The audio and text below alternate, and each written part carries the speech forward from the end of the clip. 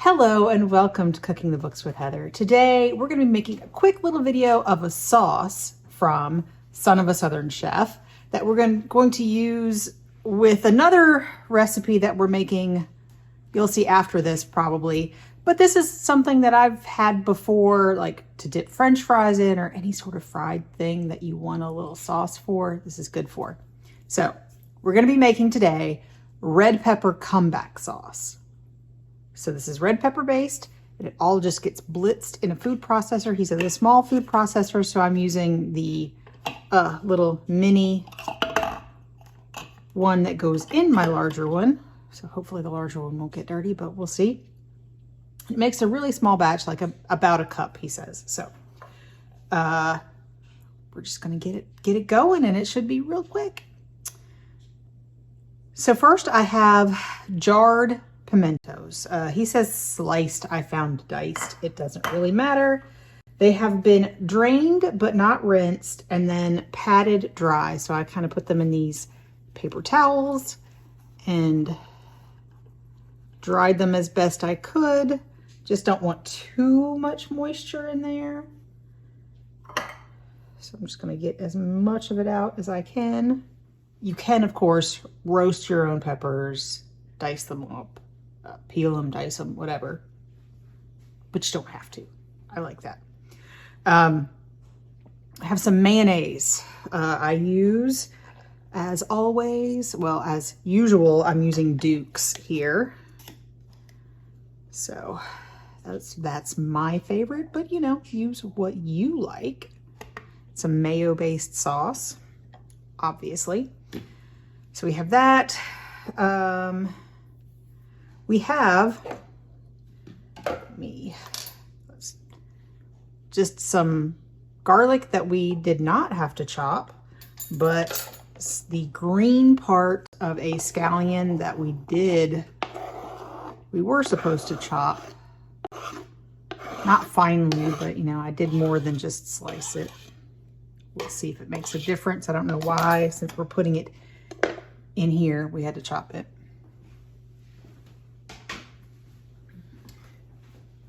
Let's see. We have some smoked paprika,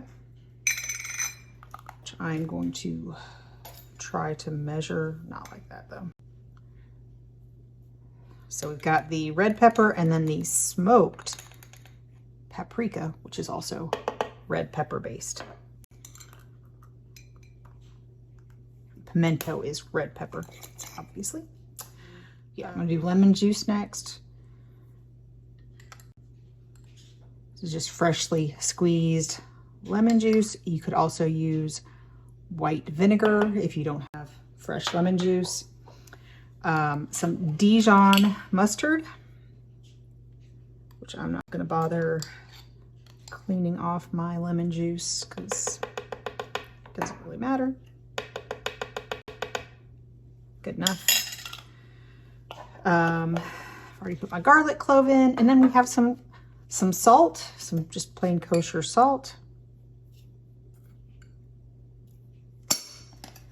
And a dash of cayenne pepper. So I'm gonna just, good. And all we're gonna do is blend this up just until smooth, so. I think that's smooth enough for me. Hopefully this will thicken up a bit more in the refrigerator. It definitely is something that I would store in the refrigerator, make early and store in the refrigerator, because it takes a little bit for, especially with the dried spices like the smoked paprika, to sort of rehydrate and sort of the flavors to marry.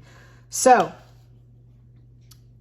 we'll show you how we use this in our next video, and probably come back and let you know what we think before this video is over, even though it's just sort of an extra thing.